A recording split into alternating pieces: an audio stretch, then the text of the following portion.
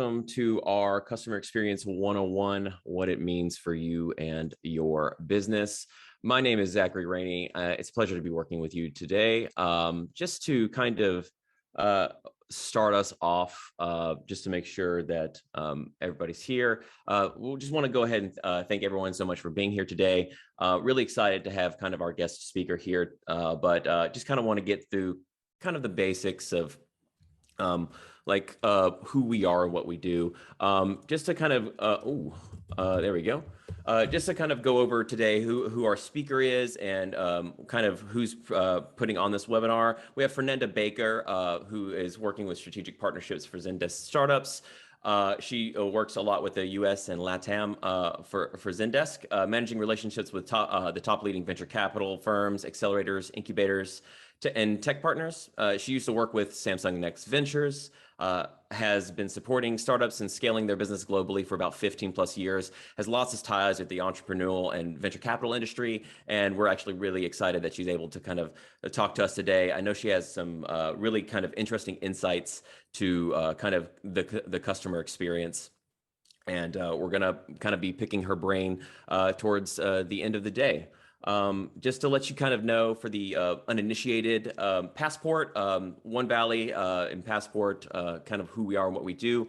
Passport's the world's most comprehensive digital innovation platform, connecting entrepreneurs, emerging startups with access to vital resources, networks, lots of savings, including on Zendesk's deals, and lots of different perks and benefits with over $1 million in savings for our community. Today's offer, actually, this webinar is kind of put in tandem with kind of our offer in collaboration with Zendesk. One Valley companies, members of Passport, receive exclusive benefits, including 6 months of free access to Zendesk for Zendesk Suite and Zendesk Sales CRM. We offer 15% off of their annual subscription and have access to their onboarding support, educational content, like the webinar that you're visiting today. To learn more about this, there will be a link in chat soon, as well as you can also go visit our perks page to learn more about Zendesk for startups through One Valley. So actually, I would like to go ahead and welcome onto the screen Fernanda Baker.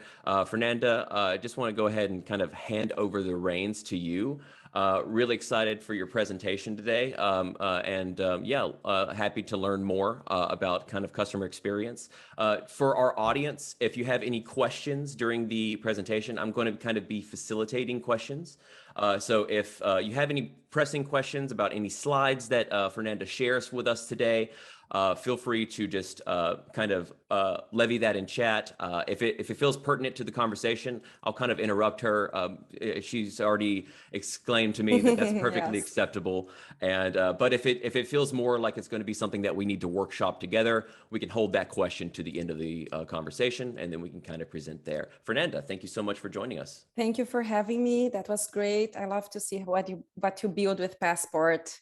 I remember when we were first getting it together back 2 years ago. So it's pretty impressive where you got. Okay, so I'm gonna start sharing my screen in like 1 second. Let me get this going. Please confirm to me that it's all working well. You can see my screen. I can see everything. It's great. Well, anyway, again, thank you so much for having me. It's a pleasure to be here today. Thank you, One Valley, for the invite today. Like Zach mentioned, I want to share with you a little bit about what a great customer experience looks like. I know you are all very early in your journeys as a startup. There are so many hats you have to wear to make sure you get the next funding, or the first funding round, or into that super exciting accelerator. So I want to make sure that I make this as insightful as possible. And I will be using examples from fast-growing startups. We invested early in customer support. And I'll also walk you through some best practices in engaging with customers in a virtual world, including when and how to roll out new customer support features. A little bit about myself. I know Zach already did a great job introducing me.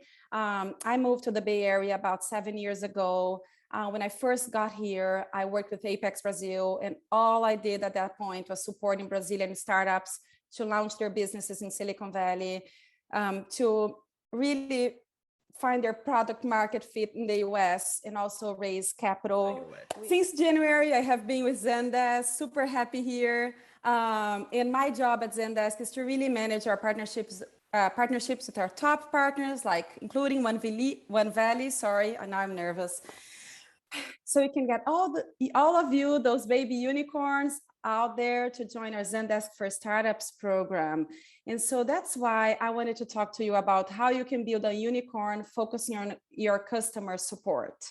And I will present you the best practices and metrics from fast-growing startups who invested early in customer support. So you will walk away today with tactics, strategies, and tools to put your customer experience, customer support strategy in place, so you can also take your startup to the next level and join the big league. So we're all zoomed out. I know you're busy, I'm busy, nobody has time for another Zoom meeting, especially those that crack in the middle. So I get it, and I'm in the same boat with you. So I promise I'll try to make this as insightful and interesting as possible. I'll be moving through slides quickly, so you also gain some of the time we lost here. So before I get into the tactics, I wanted to share with you that at Zendesk, we make software to help companies manage their customer relationships. Our background is in customer service and customer support.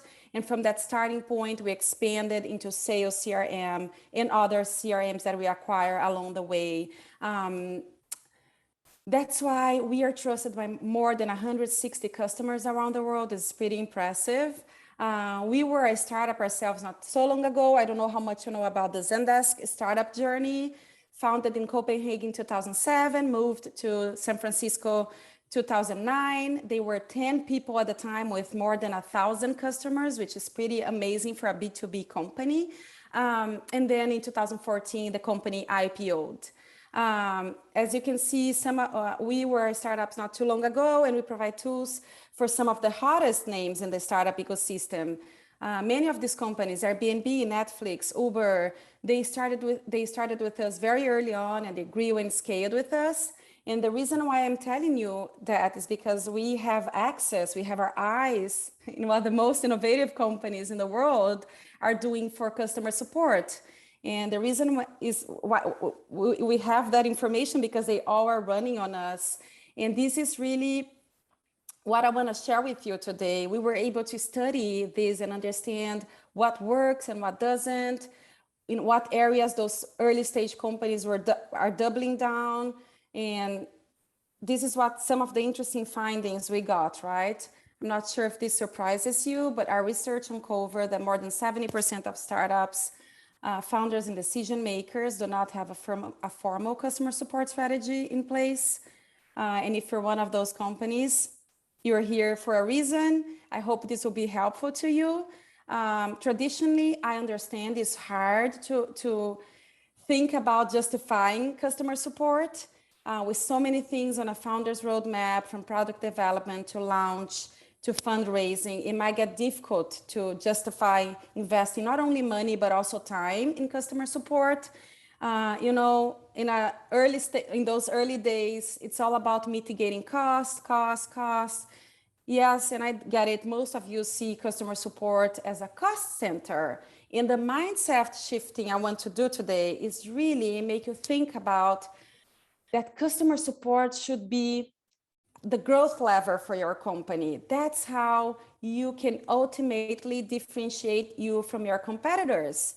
And this is pretty much what Amazon did. And let's not talk about the big guy now, because we all know where they started. And we also all know why we keep going back to them, even if we don't like some stuff we read about them, right? It's because their customer support is amazing.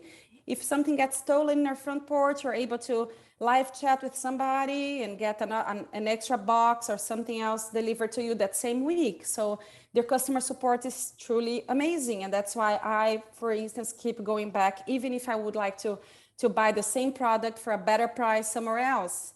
So, and why now? Why are we talking so much about customer experience and customer support now? Right? Why is this more of an imperative now than ever? And this is what I wanted to talk to you about. And this might make your stomach churn a little bit. You know, businesses have lost the power that they once had, and it is a buyer's world. We all know that as as consumers. In the 90s, the challenge was simply, can you build it, right? In the 90s, 2000s. Boom, cloud, DevOps, etc., all the way to 2012. Everybody is building very easily, very cheap to build. At the same time, there was a new marketing channel opening up almost every quarter, right? Until about 2015 with Snapchat, I believe. And then recently with TikTok. And now this happens maybe every 5 years. So it's easier to build a product, plus no new marketing channels out there. What happens? Boom, you have a lot of competition. Founders today have 4 to 5 more competitors when you start a business than in the years 2000s. And also the customer acquisition cost is up 70% from 7 years ago.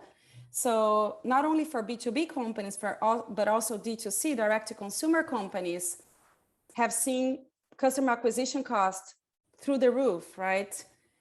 And with less channels and more competition on those channels, right? Everybody are on the same channels. All competitors are trying to sell on the same channels. Product value has actually decreased, and customers are much less willing to pay for the same things that we used to, right? We want things for free. And so it's really a tough world right there. And on top of it, our expectations as customers and consumers is higher than ever today. We are very hard to please.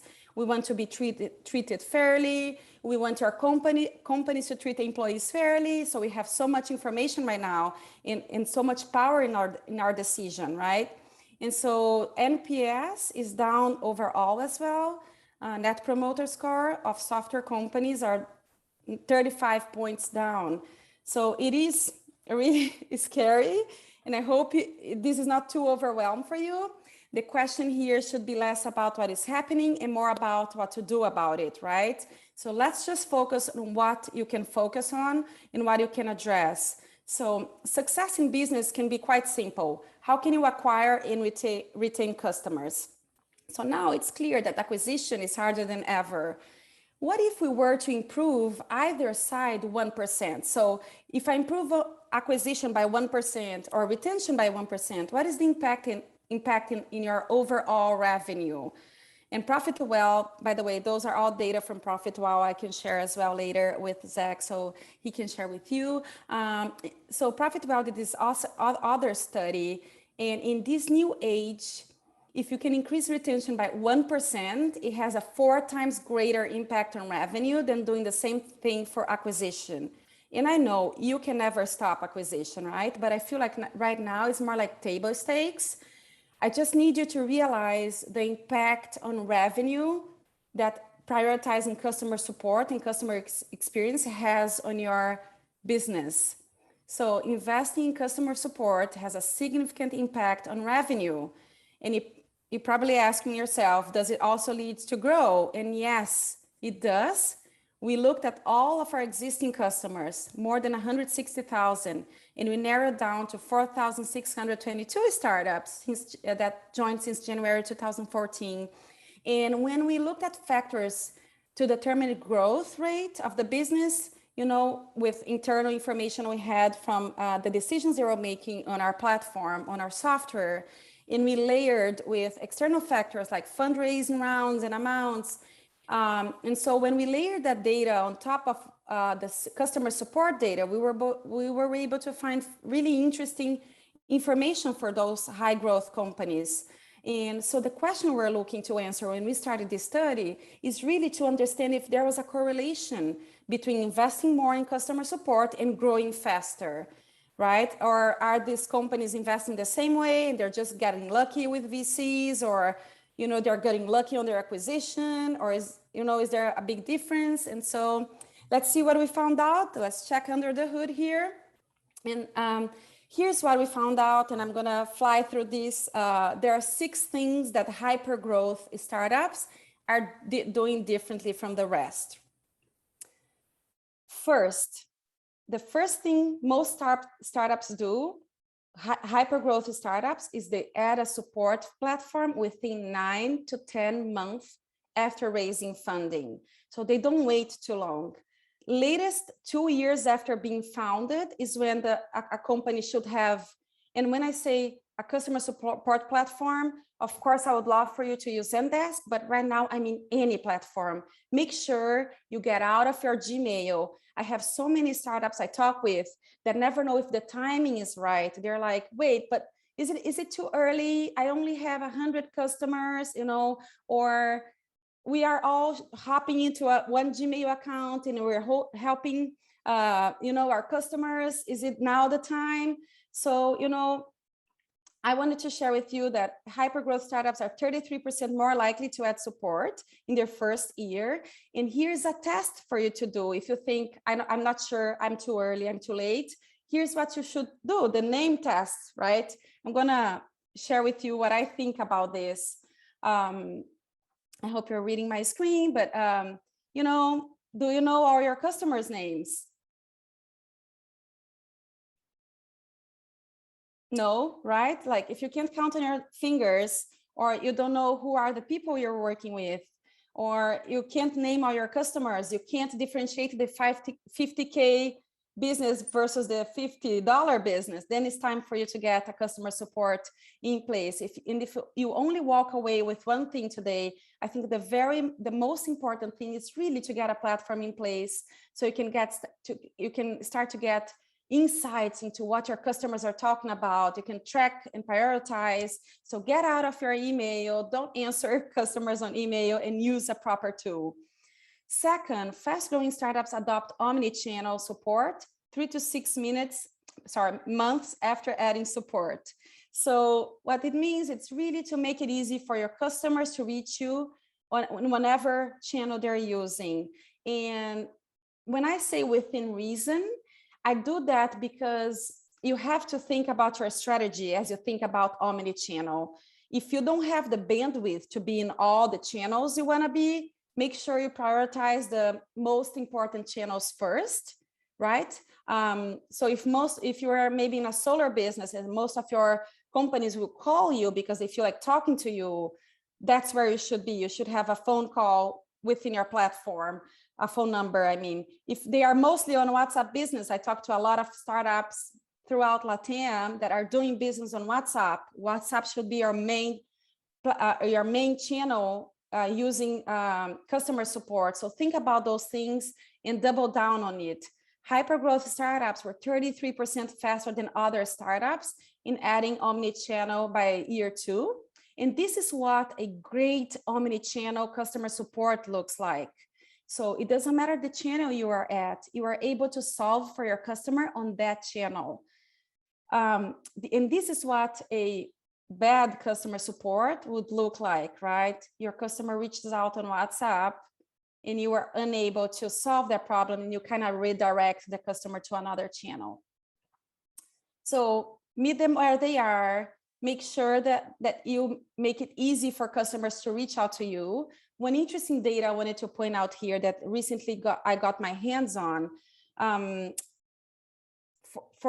have the data for LATAM and the world. So customers are now their expectations are so high that after one bad experience with your company, 60% of customers globally will move on to the next competitor. They're going to leave your company. And in LATAM, it was about 79% of customers after one bad interaction will leave. And in Brazil, I remember it was 90%, even worse. I feel like we're just spoiled as customers now. We really want to be treated well. We want companies to know who we are and solve our problems reasonable within 3 hours. It's crazy. I'm not that fast to answer my emails. I can only imagine how I would answer customers' questions. So, but yeah, don't do as I say, don't do as I do, I guess. We're always improving the Zendesk for Startups program as well. And this is something that keeps in my mind. I talk about this all the time and I'm like, are we being fast to get back to you startups, right? And that's something you should also keep in your mind as well. Third, build a plan for live channel. And, build a plan for customers to reach out to you live. And that's what you see, like when I mentioned Amazon and how easy it is for me to talk to somebody live. That's what I mean. Those are the live channels, right? They can help you solve a lot of urgent, high-value customers' issues quickly and cheaply. And from our findings, fast-growing startups added chat in the first 12 months, and actually voice support as well in the first 17 months after fundraising. So I wanted to give you a timeline so you keep those milestones you can track your milestones. One thing I want to call your attention, in the early days, it can be hard to have people available to your customers in real time, right? So I think you should roll out these tools based on your customer preferences and when it makes sense for your business. And why am I saying that? That's nothing more frustrated than expecting that as a customer, that your problem is going to be solved live and then having to wait 24 hours to get an answer. So when you decide, I want to have a live channel, make sure that you will have somebody dedicated to answering that channel, so you don't have your customers hanging in there, and then it ends up being more frustrating than helpful, right? So hyper-growth startups were 20% more likely to do it by year 2. And here's the thing, they assigned 16% more agents to live chat than the rest. And that's what I mean. If you do decide to go that route, if you think you're ready, you gotta have people assigned to take on those live chat conversations, so you don't make those people, the customers and consumers, wait for too long. So use live chat, but most important, staff it. Don't put it there and never get to it, right? Target number 4, the shortest distance between 2 points is a straight line, and the shortest path to answers for your customers can be what we call self-service. 61% of customers right now want to resolve as many issues on their own as possible. So enable the customers to find information for themselves, to find answers for themselves. And that's what we mean about put the FAQ up, get your help center going, put a lot of articles there. This will not only allow you to flood the internet with information about your company, about your product, because any Google search, instead of landing on a Medium article somewhere talking about your product, it will land on your help center. And so it can become also a lead generator for your company. Also can be a part of your content marketing strategy. So enable that while also deflecting tickets, right? Because as more customers find information about you online, less they will have to reach out to your company and open a ticket for any information that you see coming all the time. So what we see happening here is that hyper growth startups, this is really important, are really focusing on building their help center, and they have 27% more content in their help center than the rest. And here's a simple thing that you can implement right away if you already have a help center page. You know, get each one of your agents to spend 10 minutes a day creating an article about a pattern or a particular question that they had to answer that day that they think other customers might have. It might be about a certain product. It might be about certain, you know, do you deliver in Alaska? You know, instead of having somebody reaching out to you, just put a simple information there and let customers find those informations, those answers by themselves. And so when agents solving for customers' problem and their answer might be useful to others, with Zendesk is very easy to do it. I'm not sure how easy it is with other platforms, but that's how you just create that knowledge. You load your help center and you're done. So another super important thing for early stage startups, invest in self-service now. And the 5th target, make your stack work together, right? And work for you. You can improve your productivity and streamline and automate workflows by tying your most important systems together. So Zendesk makes it really easy. We have more than 1,000 apps on our marketplace and integrate with a bunch of them. Let's name names. Jira and Slack are two of the most popular out-of-the-box integrations in Zendesk, plus Shopify for e-commerce startups as well. So growing teams, if you're starting to grow, you're not so early anymore, and you're starting to grow your teams, you have to think about having more information at your agent's fingertips. So integrate all those apps that you're using, so your agents can have information right away and not have to go from one platform to the other, one screen to the other to get information about customers. Just integrate everything and make it work for you. Finally, target 6, this is more for later in your journey. When you have a team, you need to manage the outcomes, but it's important to know what success is going to look like down the road. And when it comes to working with customers, that's measured by speed and responsiveness, right? Be relentless about driving down the first reply time and resolution times overall. Simply put, help your customers as efficiently and quickly as possible. And I think this goes for every company out there, not only for early stage startups, right? I try to do that myself. When I get an email and I know I don't have the answer right away, instead of letting that person wait for too long, and trust me, I do that a lot of times, but I'm very aware. I'm trying to really just go straight to the company and say, I don't have this answer right now. I'm gonna reach out to the right team and I'll get back to you as soon as I can. Even that simple of an answer will make the customer feel valued and know that you're working for them. If you don't answer at all, that customer just feel like you're not paying attention, they're not valuable for you, and they just might walk away.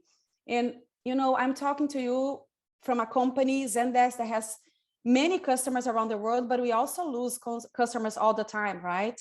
It's very hard. Once you lose a customer, it's very hard to win that customer back. It's very expensive and hard to do it. So keep in mind as you grow that you need to measure how fast that first reply is. Within 3 hours is very reasonable, is good. And also how quickly you solve for a problem that a customer has. Bad example, I should put this slide about this. Bad example, if you have 27 emails going back and forth, you go to team A and then you go to IT and go to a finance team and you come back and product team. It means you're not able to solve quickly for a question, for a problem. This is bad. But if you do like 1-2 emails and you're done, this is something that looks good. You should be measuring it. And you can do that very easily with Zendesk as well. So as you get started, remember, you don't have to do it all in a day. You can actually achieve a lot in very short time if you just have a strategy and a plan in place. And finally, let's talk unicorns. And I got inspired by the Olympics in the summer. And every time I look at those races and see them running, when I look at their feet crossing the line, I feel like, oh, they're so close, right? I feel like there's this 1% that maybe Usain Bolt is better than the second guy, right?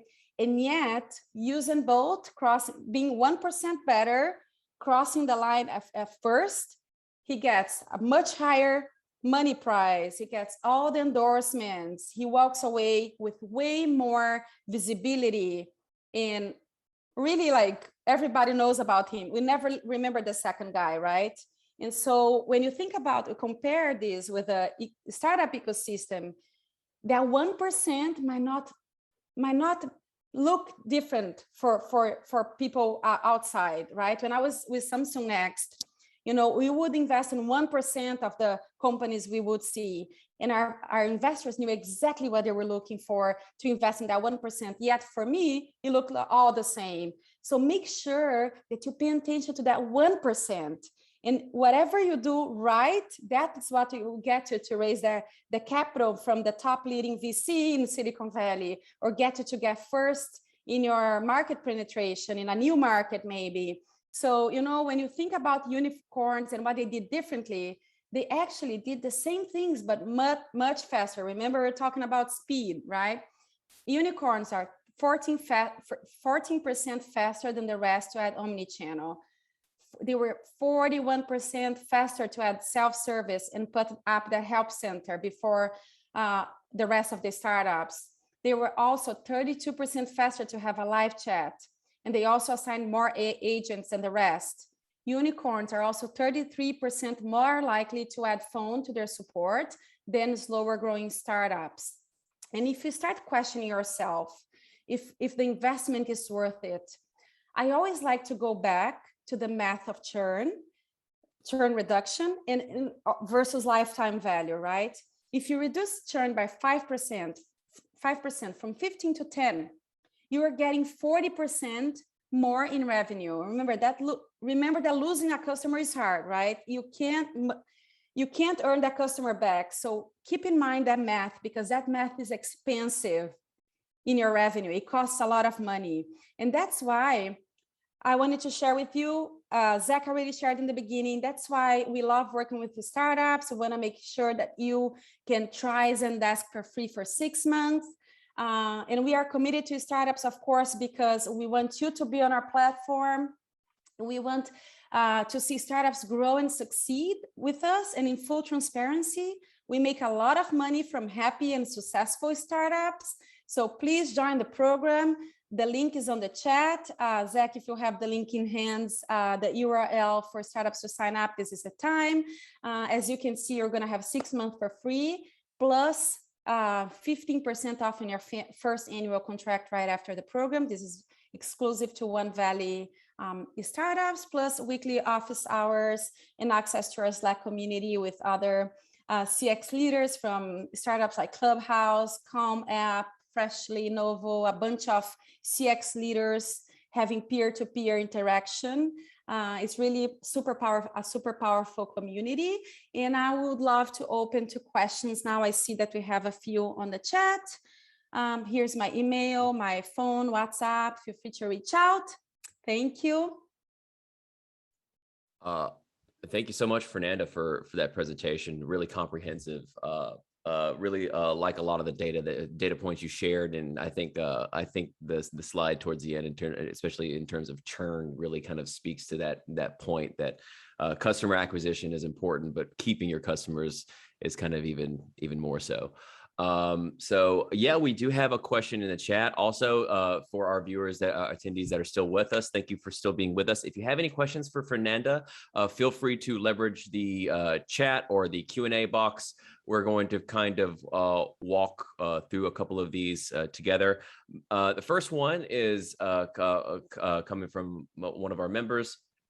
Kind of how do you gain, like what's the process of gaining your first customer, and maybe we can extrapolate from that. What's different about customer experience, like from 0 to 1, from 1 to 50, from 50 and then on, in terms of customers? Yes. So the 0 to 1, I saw a question about this. It's really about knowing where your customers are and being there, differentiating yourself, listening, reach out, say, hey, I'm building something and I would love to have your insight. Relate to them, say, I was in your shoes before, I was building ABC, and that's why I'm now building this certain tool that will help you solve for this problem. Would you give me an opportunity to have a coffee and, share with you what I'm building and get your insight? I feel like early on, as early as possible, that you involve your customers in decision making might have a huge long term impact. Actually, I'm going to share a story about this. Zendesk was not on the 0 to 1 at the time, but there was one customer that I keep hearing about. It was a guy called Jake. I'm not sure if it was Jake and Jack or Jack, but it was one of those two names. And that guy was complaining a lot about Zendesk, right? He would come every week and say, hey, this doesn't work. This doesn't work. And end of the story, we ended up hiring him, and he joined the company and he stayed almost 10 years with us, solving for problems from other customers. What I mean by that is, like, be in front of your customers for, let me see who asked that. You took the. Oh, I just said okay with the question. Yeah. So I think the first customer is probably going to be the hardest thing you're going to do. Make sure you get in front of them. Go to the events where they're going. Stalk them in the internet. Don't be too virtual when it comes to that. Make sure you are where they are. Maybe try to start a very humble conversation and see what they say. I think you might be surprised. I hope this is helpful. I don't know your business, so it's hard, right, to not have insight into what you're building, but I think this would be helpful. And can I jump to Elena now? Yeah, actually, let's go ahead and jump to maybe Ryan's question first, and then we can circle back to Elena's question. Go. He's kind of he mentioned in the chat wants to talk a little bit about the difference of between the roles of, say, customer support and customer experience. Like what's kind of the difference there. Also, maybe speak to like customer experience as a driver for feedback, what the customer voice and kind of the product, what that means for product development. So I feel like customer experience is really putting yourself in your customer's shoes and thinking about that journey, right? So you as a customer or as a user of a certain product, when you reach out to a certain company, how do your customer feel about that? So it's really thinking about designing that path of your customer and thinking about how that experience is going to look like and make it easy for them. So I think this is what customer experience is, how your customer, from the moment that they see your brand and from the moment they talk to anybody on your company, and when they see something about your company online, an advertisement coming in, from the moment they decide to buy your product, for the moment that they decide to complain about your product or learn something that they don't know about your product or your service, this is all customer experience. Every touch point a customer has with your brand, with your employees, it has to be a positive one. So that's how you have to think about the customer experience. And when it comes to customer support, it's more about the tool. What are the tools that you're using to make sure you are there for the customer? I'll give you an example. I started covering my gray hair during the pandemic at home. And so I decided to go with one of those that send you a kit and you can do the mask at home. I was really happy. I really like the color. They have some colorists that do it, there for you, and it comes with your name on it. It looks good. It smells good. And then I could always skip a shipment in my own account online. It was very easy to do it. Sometimes I didn't want to deal with the mask. I would skip like for 6 weeks. I had like, it's going to be next 6 weeks, not now. And it was really easy. And then at some point I tried to skip and they were like, you can no longer skip here. You have to call one of our, and I'm like, call, I don't want to be calling anybody. I talk to people the whole time on the phone. I want to solve for myself. So that was an experience that for me was not a good one, right? Because now you're taking me the power that I have to skip a shipment, something easy that should be not a problem for you as a company, to make me call somebody and talk to them and have them trying to convince me of A and B. And I'm like, I don't want to talk to anybody. She was very nice when I talked to her, but I canceled. And I told her, and the founder, the CEO is a Latino, and I want to give my business to them. And I made sure I told her, I was like, hey, the reason why I'm canceling, I love your product, but this does not work for me because I have little kids. Sometimes I don't want to deal with the mess. I just skip shipments and I don't want to do that. So when you think about customer support, that channel was working for me. The phone is not working for me, right? So get to know your customer. Think about the tools you have in place to make a customer easy for them to reach out to you, but also easy for your company to get back to them. And I'll give you now a Zendesk example. We have 160,000 customers, right? How can I be on the phone with 160,000? Impossible. So you gotta have a strategy. Otherwise, I'm gonna have a customer support team of 1 billion people talking to people on the phone. So be smart. Okay, maybe phone will be only for VIP customers that spend more than a 50K on your services. And so you can start prioritizing customers over others. And so that customer support looks a lot like data you have on your customers, how fast you're getting to them. They help you with your product roadmap. What are customers asking you about? When is this bug gonna be fixed? Boom, you get your IT team to work on that. Why don't you offer ABC? Boom, you share with your product roadmap, product team, so you have a new product in place. So you start getting a lot of insights. So one is empathize with customers, think about all the touch points, and the other is more like the tool you have in place to make sure that the experience is great. I talked a lot. I'm sorry. No, I mean, that was actually a very comprehensive answer. I really appreciate that. I think I agree with that exact kind of line out, where the experience is the entire journey from start to finish, or hopefully not a finish, where they can just be a lifelong customer. We'll move on to maybe the next question here, and we'll just kind of double tap with Elena's questions. So how do you kind of get in front of a cancellation, maybe pre and post? So say you feel a churn event coming. How do you kind of like, what's the win back strategy prior to that, and then after, and then and then maybe some tips for that kind of retention strategy as well. So I will give you example from the Zendesk for Startups program, okay? Because I live that on my everyday. So when we get a startup to join and they stay for 6 months for free, normally you see that startup really like adding all the apps they can. It's like all you can eat buffet with somebody else paying, right? You're gonna eat stuff that you don't even like, but you wanna try new stuff.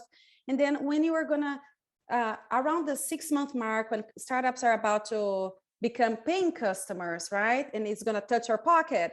That's when we're like, and there's no obligation in the program. So we're like, sad to see a startup go, right? And so here at the program, we're always facing cancellations. We're like, we're not ready. And so at first, when the team was just starting, we didn't have the bandwidth to already see that coming on the 3-month mark, right? But now we have a team called Experience Team, and we now are able to track who are the startups that are logging in every day and those that are not logging in, not using my service or my product, right? So those are red flags that you can already avoid that cancellation by reaching out, making sure they're happy. Are you stuck somewhere that our team can help? Is something not working for you, right? Zendesk, I'm talking about our product now because it's the product I know, but maybe there's some value that you're missing and you should get in front of that customer and try to make that work. So what we did with Zendesk, when we started seeing a lot of cancellation, we started saying, if we would, with the top startups, so that's why only a few partners have this, but like with, after the 6 months, we started saying, if we would offer you a 30% discount on that first annual contract, would you stay? So you try to make that finance decision if you can, right? Say, hey, we've seen that you didn't really use this, or I wish you'd have had more time, or what is going wrong? Can you tell me? Get in front of that person, talk to them, call them if you have. I'll share something about Slack. At some point, the CEO of Slack himself was using Zendesk to see what customers were asking. So, and that shows me that no company is too big for the leading head to be in front of customers and answer questions, right? So get everyone in your company to answer customers' questions, because once your engineering team starts to spend time on your Zendesk answering questions, oh my God, he's gonna fix that bug. Because once you say, oh, there's a bug, customers are saying, they never relate to you until they have to be there talking to the customer. So this is another strategy. I don't know how far along you are on their cancellation. Try to keep them, give them something for free, get them to have a coffee with you. See if you can offer a discount if this is not too much burden for you. But if it's a customer that you no longer want to work with, because that happens. I have had startups that I was pleased to see them go. Oh, it's so bad that I'm saying that. I couldn't make them happy. There was nothing I could do to make them happy. And I just decided, I think we are not a good tool for you. And maybe your business case is not a good one for us, right? And maybe what you're looking for, we are not doing right now. So also know your strength, play your strength, do whatever you can financially reasonable to make them stay. And if they can't stay, make a plan to stay top of mind with them. Invite them to speak at an event at some point. Or like people love to be invited for stuff, right? If you do a dinner with your CEO about something, invite them to join that dinner. you know, think about different out of the box strategies to bring that person back in as a partner, as a, I don't know, anything. Like I feel like, especially on those early days, that retention is so important. You should go beyond to make them stay. And that's what we're doing with the startup team. We created a team now called the Startup Experience, just to make sure startups have the best experience with us, so they decide to stay. Great. Thank you for answering Elena's question. I have like maybe one more question, just kind of facilitated from my side. Yeah. The customer support's like really hard for early stage startups. It's kind of hard to dedicate resources to, especially when you're in that pre-seed, seed stage kind of area. What are some, I would say, I guess, low-hanging fruit for, like, what are some quick wins for a small team that can't dedicate resources, can't bring on an additional member, but are still looking to provide that experience for their customers? That's still like, if it's not exactly the dedicated resources that you can contribute to it, to make it feel like you're spending time with your customers and you really care about that experience. You know, I would say if you are a small team, but you have a lot of customers, it depends a lot on your business model, right? If it's a B2B company, I would say that having a support team is more important than a sales team, because you don't want to see those big checks go. It impacts a lot your company. So it would depend a lot on the type of business. So I'm going to give you a few examples. You are a B2B company with 10 big enterprise companies in. Definitely you are having some account executive taking care of those accounts, and this is your support. And maybe you don't need a platform 2 at a time. You wait. If your team is completely able of being there for the customer, you know their names, you know what they need, you're fine. I don't think you need a platform 2 there. Once it gets out of hand, and I feel like when you realize, it will become overwhelming. That's what happens. And then you really don't know what's going on, because you feel lost. B2C companies, that might happen really early on, because all of a sudden or if you do have one certain product launch on a certain date, and you know you're going to have a bunch of people trying that, this is your one heaven gate opportunity to win your customers over and make a hell of an impression. You can't go wrong and not have. So you're going to dedicate everybody to that launch, and everybody's going to be on the Zendesk platform, making sure that they have a hell of an experience. Even if you don't have a head of customer support. I've seen founders bringing in Zendesk and building themselves and saying, I'm not quite ready now. We have a big launch in 3 months. That's when I'm going to come back to you. And I'm like, do it whenever you feel you're ready. Let us know if you can help. The truth is, you will know, and it will be so important that you're just going to make that decision. And the other day, there was a event with our CTO, which is the person that grew our product and engineering org from 50 people to 1,000. So that guy is mainly responsible for moving Zendesk from 300 million in ARR to $1 billion last year. So can you imagine? I don't want to have his job. I wouldn't sleep at night.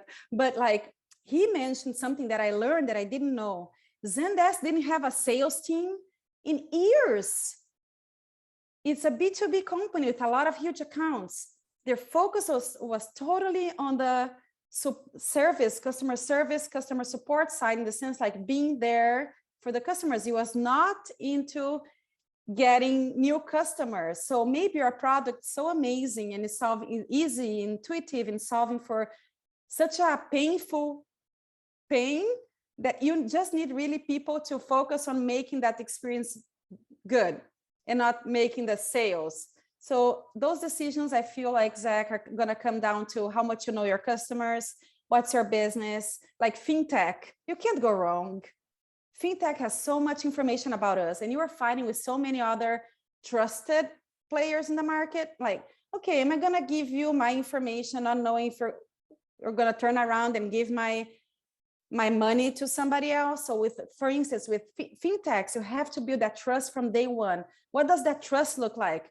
Somebody picking up the phone, or information being there, somebody being there to answer questions. A debit card gets lost. Who is going to solve that problem for me? Like, will I have the support that I need? Boom, there you go. You can't go wrong. Like, you can't not have it, right? So it really depends, I think, on your industry, who you're fighting against, your competitors, how well they're doing, so you don't miss that opportunity. Excellent. And yeah, I was kind of curious about your thoughts on those kind of, you're definitely right when it kind of depends on, I mean, every customer is definitely going to be important for you, but in kind of facilitating what that looks like in relationship to the stage of your company and the type of company you have definitely makes sense there as well. So for our audience, just to let you know, I have posted in the chat kind of a feedback survey. So if you want to provide a little bit of feedback for this event, feel free to do so there. I would love to go ahead and reiterate kind of the offer that we have going with Zendesk right now. Just to let you know, again, reiterating 6 months free for those One Valley Passport members, off and 15% off of their Zendesk Suite and Zendesk Sales CRM. If you're looking to manage your customer experience journey adequately, then Zendesk is definitely an option for you, and I would recommend redeeming that perk. Thank you so much for Fernanda for joining us today. Yes. It was a huge pleasure.